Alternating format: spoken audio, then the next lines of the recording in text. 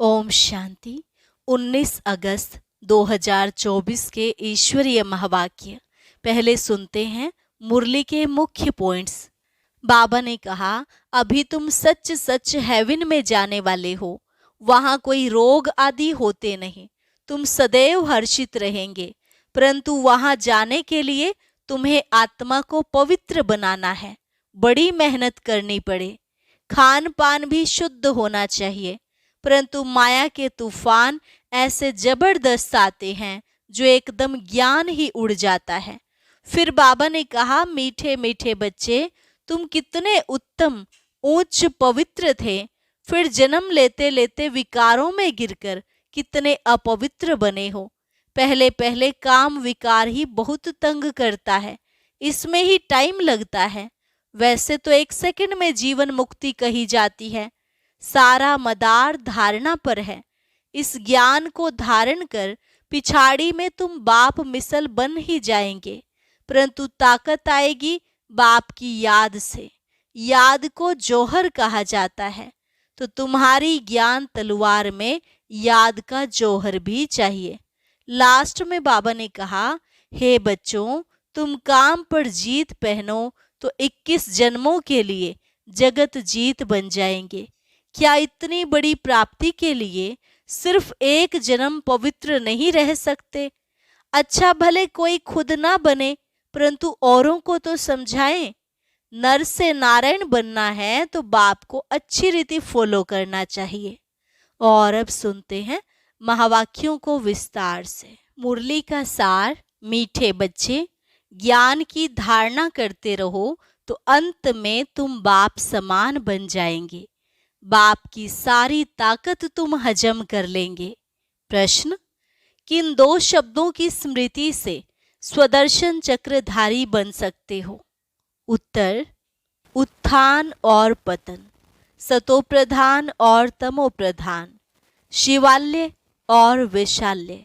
यह 2 बातें स्मृति में रहें तो तुम स्वदर्शन चक्रधारी बन जाएंगे। तुम बच्चे अभी ज्ञान को यथार्थ रीति जानते हो। भक्ति में ज्ञान नहीं है, सिर्फ दिल खुश करने की बातें करते रहते हैं। भक्ति मार्ग है ही दिल खुश करने का मार्ग। ओम शांति। मीठे मीठे रूहानी बच्चों प्रति बाप बैठ समझाते हैं। अब तुम बच्चों के लिए बाप कहते हैं, तुम कितने ऊंच थे। उत्थान और पतन का यह खेल है। तुम्हारी बुद्धि में है कि हम कितने उत्तम और पवित्र थे, अब कितने नीच बने हैं। देवी देवताओं के आगे तुम ही जाकर कहते हो, आप ऊंच हो, हम नीच हैं। पहले पहले यह पता नहीं था कि हम ही ऊंच ते ऊंच और नीच बनते हैं। अभी बाप तुमको बताते हैं, मीठे मीठे बच्चे, तुम कितने ऊंच पवित्र थे, फिर कितने अपवित्र बने हो। पवित्र को ऊंच कहा जाता है, उसको कहा जाता है वॉइसलेस वर्ल्ड। वहां तुम्हारा राज्य था, जो फिर अब स्थापन कर रहे हैं। बाप सिर्फ इशारा देते हैं कि तुम बहुत उत्तम शिवालय सतयुग के निवासी थे, फिर जन्म लेते लेते आधा में तुम विकार में गिरे तो पतित विशेष बने। आधा कल्प विशेष रहे, अब फिर तुमको वॉइसलेस सतो प्रधान बनना है। 2 अक्षर याद करना है। अभी यह है तमो प्रधान दुनिया। सतो प्रधान दुनिया की निशानी यह लक्ष्मी नारायण है। 5000 वर्ष की बात है। सतो प्रधान भारत में राज्य था। भारत बहुत उत्तम था, अभी कनिष्ठ है। वॉइसलेस से विशेष बनने में तुमको 84 जन्म लगे हैं। भल वहां भी थोड़ी थोड़ी कला कमती होती जाती है, परंतु कहेंगे तो संपूर्ण निर्विकारी ना। एकदम संपूर्ण निर्विकारी श्री कृष्ण को कहेंगे। वह गोरा था, अब सांवरा बन गया है। तुम यहाँ बैठे हो तो बुद्धि में रहना चाहिए कि हम शिवालय में विश्व के मालिक थे। दूसरा कोई धर्म ही नहीं, सिर्फ हमारा ही राज्य था। फिर 2 कला कम हुई। जरा जरा कला कम होते त्रेता में 2 कला कम हो गई। पीछे विशेष बनते हैं और गिरते गिरते छीछी बन जाते हैं। इसको कहा जाता है विशियस वर्ल्ड। विषय वैतरणी नदी में गोते खाते रहते हैं, वहां क्षीर सागर में रहते थे। तुम सारे वर्ल्ड की हिस्ट्री ज्योग्राफी को, अपने 84 जन्मों की कहानी को भी समझ गए हो। हम वॉइसलेस थे, इनके राज्य में थे, पवित्र राजाई थी, उसको कहेंगे फुल स्वर्ग। फिर त्रेता में सेमी स्वर्ग। यह बुद्धि में तो है ना। बाप ही आकर सृष्टि के आदि मध्य अंत का राज समझाते हैं। मध्य में ही रावण आया है, फिर अंत में इस विशेष दुनिया का विनाश होगा। फिर आदि में जाने के लिए पवित्र बनना है। अपने को आत्मा समझ मामेकम याद करो, अपने को देह नहीं समझो। तुमने भक्ति मार्ग में वायदा किया था, बाबा आप आएंगे तो हम आपका ही बनेंगे। आत्मा बाप से बातें करती है। श्री कृष्ण कोई सर्व आत्माओं का बाप थोड़े ही था। आत्माओं का बाप तो निराकार शिव बाबा एक ही है। उस हद के बाप से हद का वर्षा, बेहद के बाप से बेहद का वर्षा भारत को मिलता है। इसलिए सतयुग को कहा जाता है शिवालय। शिव बाबा ने आकर देवी देवता धर्म की स्थापना की। यह तो सदैव याद रखना चाहिए। खुशी की बात है ना। अभी हम फिर शिवालय में जाते हैं। कोई मरता है तो कहते हैं स्वर्ग गया, परंतु ऐसे कभी कोई जाता नहीं। यह सब भक्ति मार्ग के गपोड़े हैं, दिल खुश करने के लिए। सच सच हेवन में तो अभी तुम जाने वाले हो। वहां कोई रोग आदि होते नहीं, तुम सदैव हर्षित रहते हो।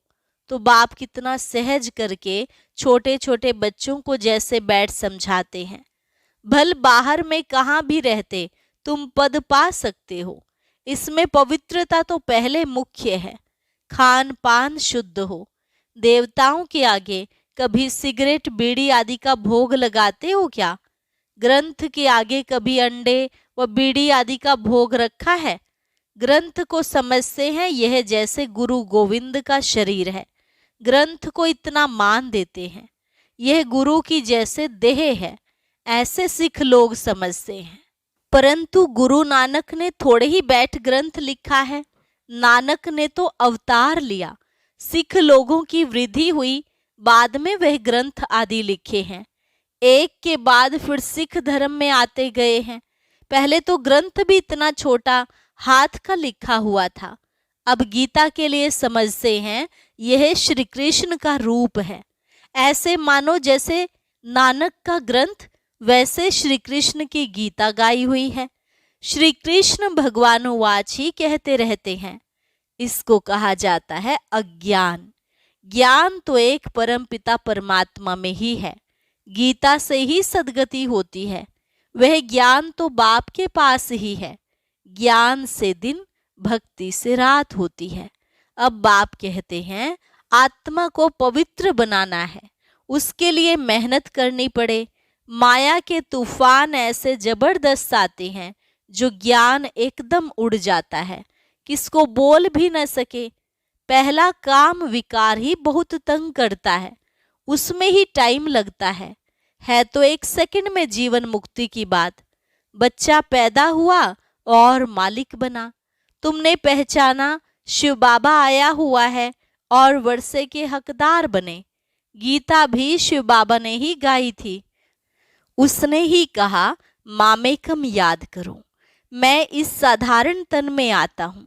श्री कृष्ण साधारण थोड़े ही हैं। वह तो जन्म लेते हैं तो जैसे बिजली चमक जाती है, बहुत प्रभाव पड़ता है। इसलिए श्री कृष्ण का अब तक भी गायन करते हैं। बाकी शास्त्र आदि सब भक्ति मार्ग के हैं। इंग्लिश में फिलोसॉफी कह देते हैं। स्पिरिचुअल नॉलेज तो स्पिरिचुअल फादर ही दे सकते हैं। खुद कहते हैं मैं तुम्हारा स्पिरिचुअल फादर हूँ, ज्ञान का सागर हूँ। तुम बच्चे भी बाप से सीख रहे हो, ज्ञान को धारण कर रहे हो।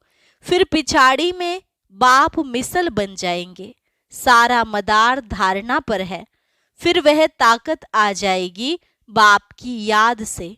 याद को जौहर कहा जाता है। तलवारों में भी फर्क होता है ना। वही तलवार 100 रुपये वाली भी होती है, वही तलवार 3-4 हजार की भी होती है। बाबा तो अनुभवी है ना, तलवार का बहुत मान होता है। गुरु गोविंद सिंह की तलवार का कितना मान है। तो तुम बच्चों में भी योग का बल चाहिए, तो ज्ञान तलवार में जौहर चाहिए। जौहर आने से फिर जल्दी समझेंगे। ड्रामानुसार तुम मेहनत करते रहते हो। जितना जितना बाप को याद करेंगे, याद से ही पाप कटेंगे। पतित पावन बाप ही युक्ति बता रहे हैं, फिर कल्प बाद ऐसे ही आकर तुमको ज्ञान देंगे। इनको भी सब त्याग करा के ऐसे ही अपना रथ बनाएंगे। तुम बच्चों को वहां कितनी कशिश हुई, कैसे सब भागे। बाप में कशिश है ना। अभी तुमको भी ऐसा संपूर्ण बनना है, नंबरवार ही बनेंगे। यह राजधानी स्थापन हो रही है। सृष्टि चक्र को तो समझ लिया है, सतयुग आदि से कलयुग अंत तक। अभी है संगम युग। बाप को भी जरूर आना पड़े पावन बनाने।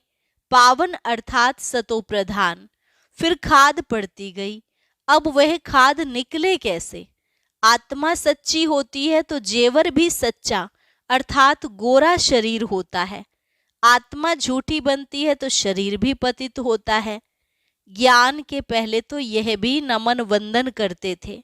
लक्ष्मी नारायण का बड़ा चित्र ऑयल पेंट का गद्दी पर लगा रहता था। उनको ही बहुत प्यार से याद करते थे, और कोई की याद नहीं। बाहर और तरफ ख्याल जाता था तो अपने को चमाट मारते थे। मन भागता क्यों है, दर्शन क्यों नहीं मिलता है। भक्ति में था ना। फिर जब विष्णु का दर्शन हुआ तो भी कोई नारायण थोड़े ही हो गया। पुरुषार्थ तो जरूर करना होता है। एम ऑब्जेक्ट तो सामने खड़ी है। यह चैतन्य में था जिनका जड़ चित्र बनाया है। बाप आया है पावन बनाने। नर से नारायण बनाते हैं। तुम भी उन्हों की राजधानी में थे। फिर ऐसा बनने का पुरुषार्थ करते हो तो अच्छी रीति फॉलो करना चाहिए। ब्रह्मा को देवता थोड़े ही कहा जाता है। विष्णु देवता ठीक है, मनुष्यों को तो कुछ पता नहीं। कहते हैं गुरु ब्रह्मा गुरु विष्णु। अब विष्णु गुरु किसका हुआ। सबको गुरु कहते रहते हैं। शिव परमात्मा नमः, उनको गुरु, उनको परमात्मा कह देते हैं। सबसे बड़ा तो बाप है ना। उनसे हम यह सीख रहे हैं औरों को सिखलाने लिए। सतगुरु जो तुमको समझाते हैं वह तुम औरों को समझाते हो। गुरु को ऐसे नहीं कहेंगे कि यह बाप है, टीचर है। नहीं तो यह सारी नॉलेज तुम्हारी बुद्धि में होनी चाहिए। हम शिवालय में थे, अभी वैशाल्य में पड़े हैं, फिर अब शिवालय में जाना है। भल कहते हैं ब्रह्म में लीन हो गया, ज्योति ज्योत समाया, परंतु आत्मा तो अविनाशी है। हर एक में अपना अपना पार्ट भरा हुआ है। सब एक्टर्स हैं, उनको अपना पार्ट बजाना ही है। वह कभी मिट नहीं सकता। जो भी सारी दुनिया की आत्माएं हैं उनको पार्ट बजाना है। जैसे कि नए सिर शूटिंग होती जाती है, परंतु यह अनादि शूटिंग हुई पड़ी है। यह वर्ल्ड की हिस्ट्री ज्योग्राफी रिपीट होती रहती है। यह वंडरफुल सितारा है जो भ्रिकुटी के बीच चमकता है, कभी घिसता ही नहीं। यह ज्ञान तुम्हारे में आगे नहीं था। वंडर ऑफ वर्ल्ड, हेवन अर्थात स्वर्ग नाम सुनकर दिल खुश हो जाता है। अभी तो सतयुग है नहीं, अभी है कलयुग। तो पुनर्जन्म भी कलयुग में ही लेंगे। जाना तो सबको जरूर है, परंतु पतित आत्माएं तो जा न सके। अभी तुम बच्चे पावन बनते हो योग बल से। पावन दुनिया गॉड फादर ही स्थापन करते हैं, फिर रावण हेल बनाते हैं। यह तो प्रत्यक्ष है ना। रावण को जलाते हैं ना। मनुष्य तो कहते हैं यह अनादि चला आता है, परंतु कब से शुरू होता यह भी किसको पता नहीं है। आधा आधा तो कर न सके, क्योंकि लाखों वर्ष कह देते हैं। कलयुग को फिर 40,000 वर्ष कह देते हैं। तो मनुष्य घोर अंधियारे में है ना। अज्ञान नींद से जागना बड़ा मुश्किल है, जागते ही नहीं है। अभी है संगम युग, जबकि बाप आकर पावन बनने की युक्ति बताते हैं। तुम पावन होंगे तो पावन दुनिया स्थापन हो ही जाएगी। यह पतित दुनिया ही खलास हो जाएगी। अभी कितनी बड़ी दुनिया है, सतयुग में तो बहुत छोटी दुनिया हो जाएगी। अब माया पर जीत पाकर पावन जरूर बनना है। बाप कहते हैं माया बड़ी दुस्तर है, पावन बनने में ही अनेक प्रकार के विघ्न डालती है। पवित्र बनने की हिम्मत रखते हैं, फिर माया आकर क्या हाल बना देती है। घूसा लगाकर गिरा देती है कि कमाई खत्म कर देती है, फिर बहुत मेहनत करनी पड़ती है। कोई तो गिरते हैं फिर मुंह भी नहीं दिखाते हैं, फिर इतना उच्च पद पा न सके। पुरुषार्थ पूरा होना चाहिए, फेल नहीं होना चाहिए। इसलिए कोई गंधर्वी विवाह भी करके दिखाते हैं। सन्यासी लोग कहते हैं शादी की और पवित्र रहे, यह तो इम्पॉसिबल है। बाप कहते हैं पॉसिबल है, क्योंकि प्राप्ति बहुत है। यह अंतिम एक जन्म तुम पवित्र बनेंगे तो तुमको स्वर्ग की बादशाही मिलेगी। क्या इतनी बड़ी प्राप्ति के लिए तुम एक जन्म पवित्र नहीं रह सकते हो? कहते हैं बाबा हम जरूर रहेंगे। सिख लोग भी पवित्रता का कंगन डालते हैं।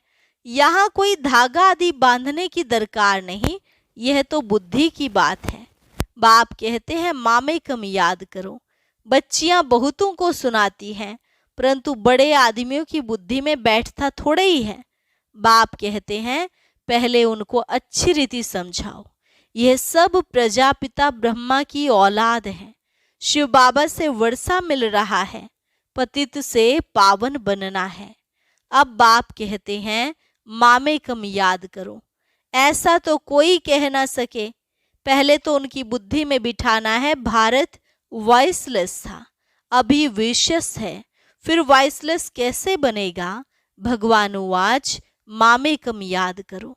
बस इतना कहे तो भी अहो भाग्य, परंतु इतना भी कह नहीं सकेंगे, भूल जाएंगे। बाबा ने समझाया था, उद्घाटन तो बाप ने कर दिया है, बाकी तुम निमित्त कर रहे हो। फाउंडेशन लगा दिया है, बाकी अब सर्विस स्टेशन का उद्घाटन होता है। यह तो गीता की ही बात है। गीता में भी है, हे बच्चों तुम काम पर जीत पहनो तो ऐसे जगत जीत बनेंगे 21 जन्मों के लिए। भल खुद ना बने, औरों को तो समझाएं। ऐसे भी बहुत हैं, औरों को उठाकर खुद गिर पड़ते हैं। काम महाशत्रु है, एकदम गटर में गिरा देता है। जो बच्चे काम पर जीत पाते हैं वही जगत जीत बनते हैं। अच्छा, मीठे मीठे सिकिलधे बच्चों प्रति माता पिता बाप दादा का याद प्यार और गुड मॉर्निंग। रूहानी बाप की रूहानी बच्चों को नमस्ते। रूहानी बच्चों की रूहानी बाप दादा को नमस्ते नमस्ते, गुड मॉर्निंग। धारणा के लिए मुख्य सार। पहली पॉइंट, इस अंतिम जन्म में सर्व प्राप्तियों को सामने रख पावन बनकर दिखाना है। माया के विघ्नों से हार नहीं खानी है। एम ऑब्जेक्ट को सामने रख पूरा पुरुषार्थ करना है। जैसे ब्रह्मा बाप पुरुषार्थ कर नर से नारायण बनते हैं, ऐसे फॉलो कर गद्दी नशीन बनना है। आत्मा को सतोप्रधान बनाने की मेहनत करनी है। वरदान, अधिकारी बन, समस्याओं को खेल खेल में पार करने वाले हीरो पार्टधारी भव। अधिकारी बन, समस्याओं को खेल खेल में पार करने वाले हीरो पार्टधारी भव। चाहे कैसी भी परिस्थितियां हो, समस्याएं हो, लेकिन समस्याओं के अधीन नहीं, अधिकारी बन, समस्याओं को ऐसे पार कर लो जैसे खेल खेल में पार कर रहे हैं। चाहे बाहर से रोने का भी पार्ट हो, लेकिन अंदर हो कि यह सब खेल है, जिसको कहते हैं ड्रामा। और ड्रामा के हम हीरो पार्टधारी हैं। हीरो पार्टधारी अर्थात एक्यूरेट पार्ट बजाने वाले। इसलिए कड़ी समस्या को भी खेल समझ हल्का बना दो, कोई भी बोझ ना हो। स्लोगन: सदा ज्ञान के सिमरन में रहो तो सदा हर्षित रहेंगे, माया की आकर्षण से बच जाएंगे। सदा ज्ञान के सिमरन में रहो तो सदा हर्षित रहेंगे, माया की आकर्षण से बच जाएंगे। अच्छा। ओम शांति। वैसे तो जब से हम बीके बने हैं, बाबा अक्सर मुरलियों में कहते हैं यह छोड़ो वह छोड़ो, परंतु एक चीज़ ऐसी है जिसके लिए खुद बाबा ने कहा अगर वह छूट गई तो श्वास छूट जाएंगे। वो कौन सी चीज़ है, यह जानने के लिए सुनते हैं आज का अव्यक्त ज्ञान